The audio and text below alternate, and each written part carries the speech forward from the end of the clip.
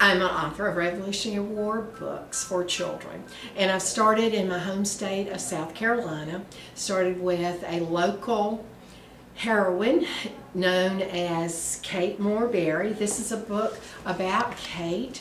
It covers 3 generations. It covers her father coming over from Ireland, a Scotch-Irish immigrant, and his journey down to South Carolina, meeting his wife along the way, and how they built Walnut Grove Plantation in Moore, South Carolina, and made a living there. They came down with 12 other families, and they started Nazareth Presbyterian Church in South Carolina, and Charles Moore, Kate's father, started the first public school in Spartanburg, South Carolina, which I think is a delightful heritage that she had. And he encouraged his girls to go to school as well as the young men, which was unusual for that time. So she inherited a good education.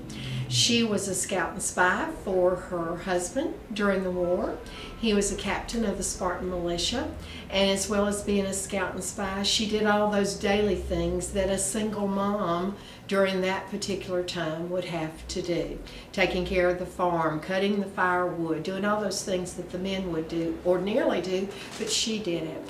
There was one day when a group of Tory militia came to her home, and the story goes that she was there alone with her 4 children, and she defended them and tried to with a rifle, and that didn't work so well because the captain of the militia immediately tossed the rifle out of the way, but she refused to tell her husband and the militia's whereabouts, and so set quite an example for our children, and I think an example for us today also, that there are times when we have to do the right thing, and whether we're in danger or not, we have to do the right thing. And there's several other stories about Kate.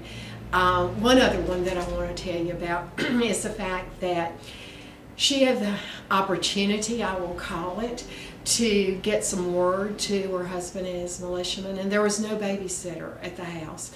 And so, since there was not a babysitter, and she had a 2-year-old named Katie, she decided to tie Katie to the bedpost and to get on her horse and go take the news to her husband, because it was so valid for them in protecting their home and their neighbors. And so she did, and I find that amazing that she took the chance, I guess we would call it today, to tie her child to that bedpost, and she didn't move, she didn't go away. She put things around her, put something to drink and her favorite toys, and it all worked out well. So Kate was a courageous woman in all manner of ways. This was my first book that I've written. It's published by Hope City Press, and the National Society of the Daughters of the American Revolution were kind enough to give it the American History Award, which has made a big difference in my life. The fact that they recognized it, a national organization like that.